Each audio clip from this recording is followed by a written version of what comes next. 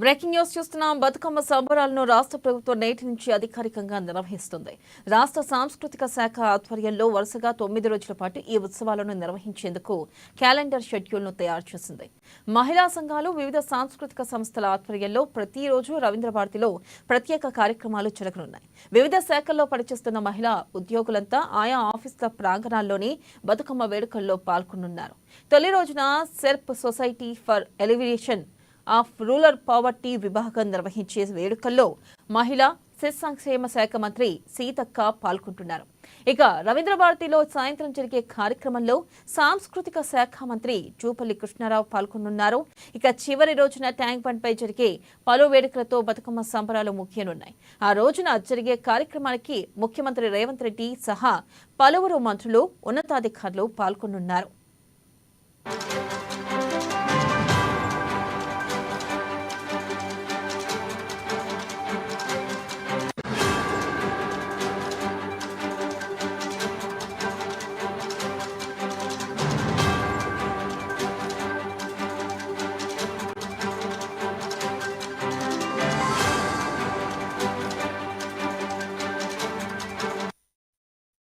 Breaking news చూస్తున్నాం. బతుకమ్మ సంబరాలను రాష్ట్ర ప్రభుత్వం నేటి నుంచి అధికారికంగా నిర్వహిస్తుంది.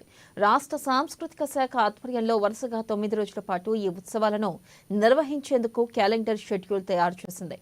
మహిళా సంఘాలు, వివిధ సాంస్కృతిక సంస్థల ఆధ్వర్యంలో ప్రతిరోజు రవీంద్ర భారతిలో ప్రత్యేక కార్యక్రమాలు జరగనున్నాయి. వివిధ శాఖల్లో పనిచేస్తున్న మహిళా ఉద్యోగులంతా ఆయా ఆఫీసుల ప్రాంగణాల్లోని బతుకమ్మ వేడుకల్లో పాల్గొనున్నారు.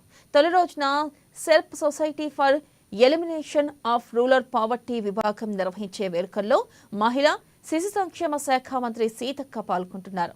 ఇక రవీంద్ర భారతిలో సాయంత్రం జరిగే కార్యక్రమంలో సాంస్కృతిక శాఖ మంత్రి జూపల్లి కృష్ణారావు పాల్గొనున్నారు. ఇక చివరి రోజున ట్యాంక్ బండ్ పై జరిగే పలు వేడుకలతో బతుకమ్మ సంబరాలు ముగియనున్నాయి. ఆ రోజున జరిగే కార్యక్రమానికి ముఖ్యమంత్రి రేవంత్ రెడ్డి సహా పలువురు మంత్రులు, ఉన్నతాధికారులు పాల్గొనున్నారు.